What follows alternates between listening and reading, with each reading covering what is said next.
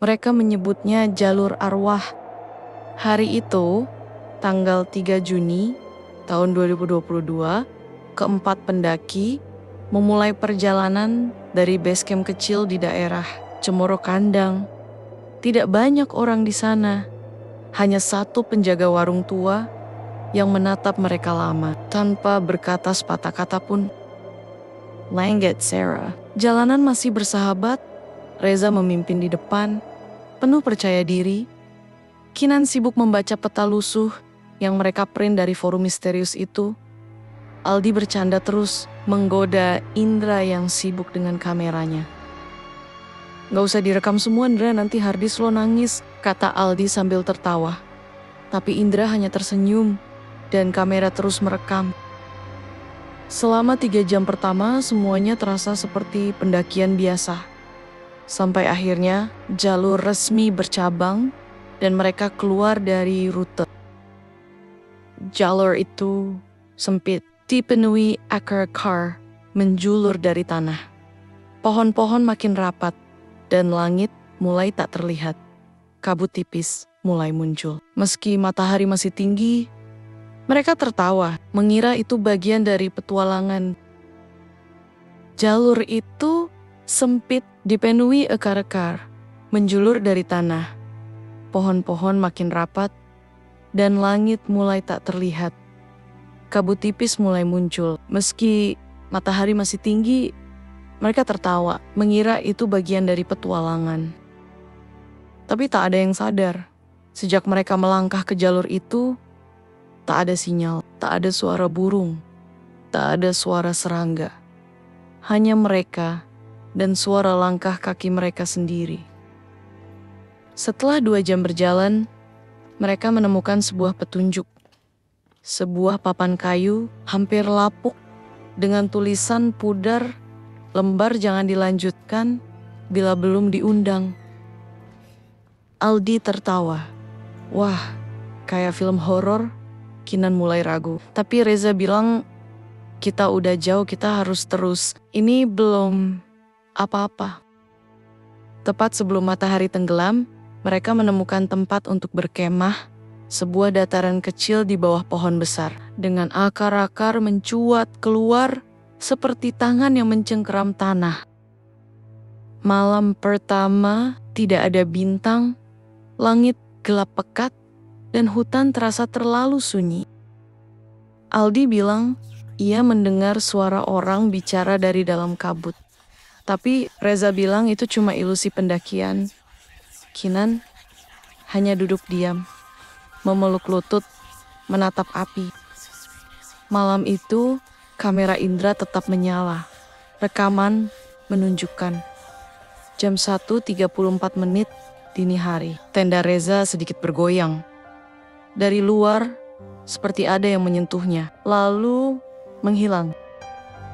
Tapi tidak ada jejak, tidak ada angin. Pagi harinya, suasana berubah. Tidak ada lagi canda. Reza terlihat pucat. Ia tidak tidur semalaman. Katanya, sekitar pukul 3 pagi, dia melihat bayangan duduk di depan tenda. Tidak bergerak, tidak berkedip, hanya menghadap ke arahnya. Indra memutar ulang rekaman, tapi anehnya tidak ada apa-apa. Tidak ada bayangan, tidak ada suara, hanya rekaman kosong, sunyi, dan suara napas Reza yang berat. Mereka lanjutkan perjalanan. Kabut belum hilang sejak fajar. Langkah mereka menyusuri jalur menurun ke arah lembah. Tiba-tiba mereka menemukan sesuatu yang membuat langkah berhenti. Sebuah batu datar seukuran meja makan. Di atasnya ada 4 tumpukan bunga kering dan 1 boneka kayu kecil tanpa mulut. Kinan mulai panik. "Kita harus balik," katanya. Tapi Reza menolak. Dia merasa semakin dekat dengan tujuan. Lalu mereka mendengar langkah, bukan dari mereka. Langkah kelima pelan, teratur, mengikuti mereka sejak melewati batu itu. Tidak ada siapa-siapa, tapi suara itu terus ada. Aldi mencoba bercanda. Mungkin kita diikutin hewan, tapi suaranya sendiri mulai gemetar. Malam kedua, tidak ada yang berani menyalakan api, karena dari arah utara mereka melihat sesuatu di balik pepohonan. Cahaya, bukan senter, bukan api. Hanya satu cahaya seperti lentera kuno, bergerak perlahan, mendekat, lalu menghilang. Kamera terus merekam, dan malam itu suara-suara mulai muncul dari dalam tanah, dari pepohonan, dari udara yang terlalu dingin meski tidak hujan. Kinan menangis, dayem-dayem. Dia mencatat di buku kecilnya. Aku tidak tahu jam berapa sekarang. HP mati. Langit tetap gelap sejak tadi siang. Dan aku dengar suara ibu dari luar tenda. Hari ketiga, langkah mereka semakin pelan. Jalur kini tertutup. Tidak ada lagi petunjuk. Pohon-pohon tumbuh terlalu rapat. Udara mengandung bau besi, seperti darah yang sudah lama mengering. Mereka sampai di satu tempat yang tidak ada di peta manapun. Lembah kecil, dengan satu sumur tua, tertutup batu, dan di sekelilingnya puluhan boneka kayu tanpa kepala. Reza mendekat ke sumur. Dia bilang, ada suara di dalamnya. Suara anak kecil, menangis. Indra merekam, dan mikrofon menangkap sesuatu yang tidak bisa dijelaskan. Mereka ingin lari, tapi jalur yang tadi mereka lewati hilang. Tak ada jejak, tak ada penanda, tak ada arah. Hari keempat, Aldi tidak bicara lagi. Dia hanya duduk, menatap, kosong. Kinan muntah darah, Reza bicara sendiri. Indra mulai merekam dirinya sambil menangis. Hari, atau mungkin masih hari keempat, waktu menjadi kabur, matahari tidak pernah muncul, dan malam tak pernah benar-benar datang. Semua hanya kelabu, seperti mimpi buruk yang terus berjalan. Reza berhenti memimpin. Ia kini berjalan paling belakang. Matanya merah, bibirnya pecah-pecah. Ia bicara dalam bahasa yang tak dikenali, bahkan oleh dirinya sendiri. Indra kini memegang kamera seperti menggenggam hidupnya. Ia merekam, bukan untuk orang lain, tapi untuk dirinya sendiri, agar yakin dia masih nyata. Aldi mulai tertawa sendiri. Tawanya panjang, tanpa sebab, sampai suaranya pecah, lalu sunyi. Tapi matanya terbuka, dan dari sudut matanya, air mata darah mengalir. Malam itu, Kinan bicara untuk terakhir kalinya, tempat ini bukan untuk manusia, katanya pelan. Ini bukan jalur, ini kuburan.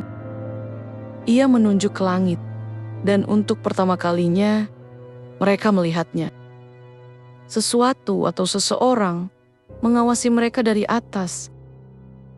Bukan hantu, bukan makhluk mitologi, tapi sesuatu yang sudah ada, bahkan sebelum gunung ini berdiri. Mereka kembali ke sumur. Tapi kini tutup batunya terbuka dan dari dalam muncul suara, bukan tangisan, tapi nyanyian. Kinan berjalan ke arah sumur. Langkahnya ringan, seperti dituntun. Reza mencoba menariknya, tapi tubuh Kinan kaku. Ia menatap Reza dengan mata kosong dan berkata, dia memanggilku. Lalu Kinan terjatuh, bukan jatuh, seperti orang terpeleset, tapi seolah ditarik ke dalam, tanpa suara, tanpa sempat menyentuh sisi sumur. Reza berteriak. Aldi menjerit Indra, hanya merekam, tangannya gemetar, tapi dia tetap merekam. Mereka berlari, tapi tanah di bawah mereka seperti berubah, seperti daging, lembek, basah, dan bergerak. Mereka terus lari, tapi semua arah membawa mereka kembali ke satu tempat, sumur, dan kini ada sesuatu di sekeliling sumur itu. Sosok-sosok itu tidak bergerak, tapi mata mereka mengikuti Aldi, ditarik bukan oleh tangan tapi oleh bayangan yang keluar dari tanah seperti akar tapi hidup. Reza mencoba menyelamatkannya, tapi tangannya hanya menyentuh tanah kosong. Indra menangis. Dia bicara ke kamera, "Kalau ada yang menemukan ini jangan ke sini. Tolong jangan cari kami. Tempat ini bukan bumi." Rekaman terakhir ditemukan 6 bulan setelah mereka dinyatakan hilang oleh seorang pendaki yang tak sengaja menyimpang dari jalur resmi. Ia tidak menemukan tubuh, tidak ada tenda, tidak ada barang bawaan.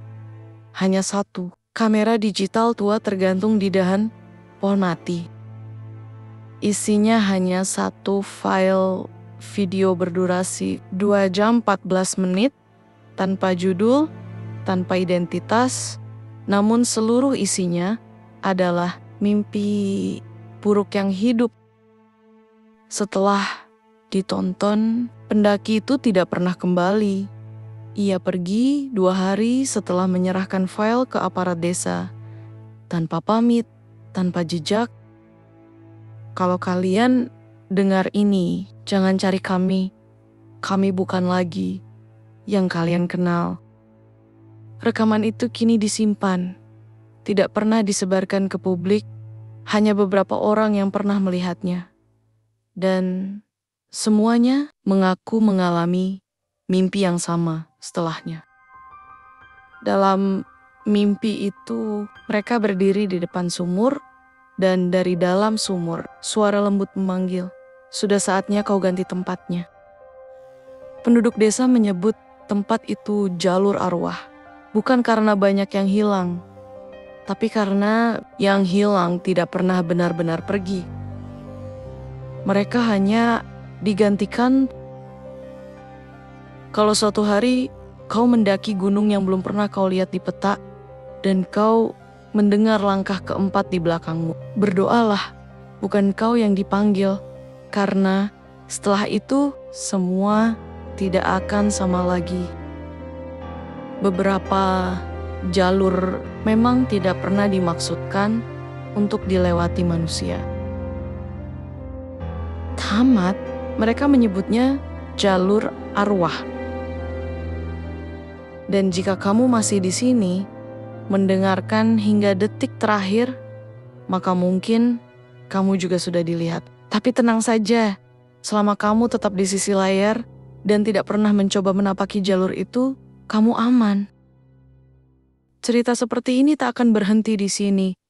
Masih banyak tempat yang tak masuk peta, masih banyak kisah yang tidak pernah masuk berita. Kalau kamu suka masuk lebih dalam ke dunia gelap seperti ini, klik tombol like sebagai isyarat bahwa kamu siap kembali lagi ke dalamnya. Tinggalkan komentar kalau kamu pernah mendengar kisah serupa, atau kalau kamu punya tempat yang tak berani, kamu ceritakan ke siapapun. Dan tekan subscribe, karena ini baru permulaan.